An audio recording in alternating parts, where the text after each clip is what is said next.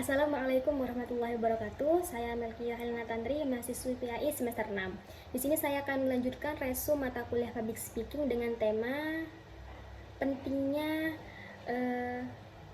memahami audiens dalam komunikasi. Kenapa audiens merupakan hal yang penting? Karena audiens adalah tidak sekedar penerima pesan, namun menjadi penentu keberhasilan dari public speaking kita, dan nanti juga mereka akan memberikan umpan balik terhadap kinerja kita.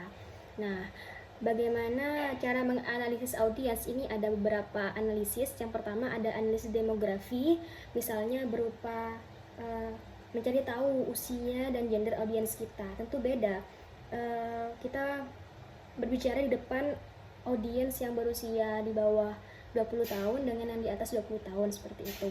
Juga dari pendidikan mereka dan dari pendapatan serta lokasi tempat tinggal mereka. Tentu kita berbeda ketika kita berbicara di depan audiens yang mayoritas adalah seorang petani dengan seorang guru, misal seperti itu.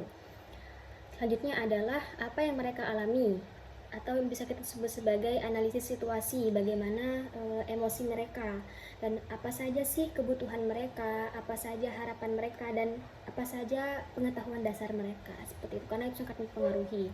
Selanjutnya adalah apa saja sih alat dan teknis analis audiens. Ada berapa, salah satunya misalkan dengan cara wawancara, observasi, terus juga dengan caranya survei, FGD atau menggali opini dari berbagai audiens, serta analisis dari media sosial. Selanjutnya penerapan dalam strategi komunikasi, apa saja sih yang perlu diterapkan? Yang pertama dari mulai bahasa atau gaya kita ketika kita menyampaikan sesuatu, baik itu dari gaya gerakan tangan, ekspresi wajah, serta bahasa-bahasa yang digunakan.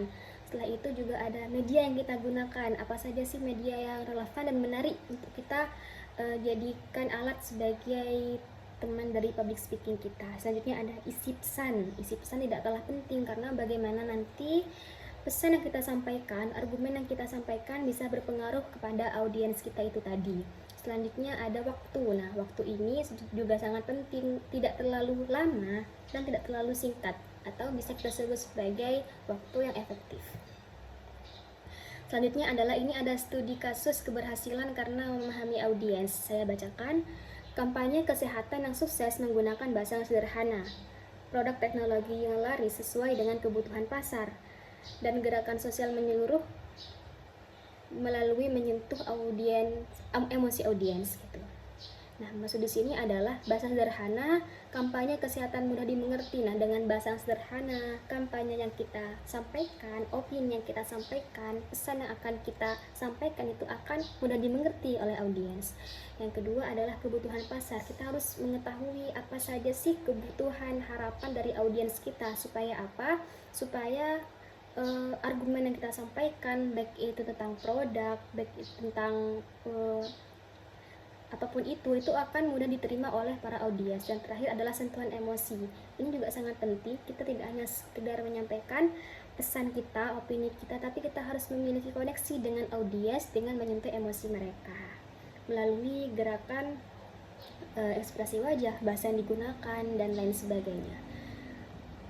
Baik, mungkin itu saja dari saya. Kalau lebihnya mohon maaf. Wassalamualaikum warahmatullahi wabarakatuh.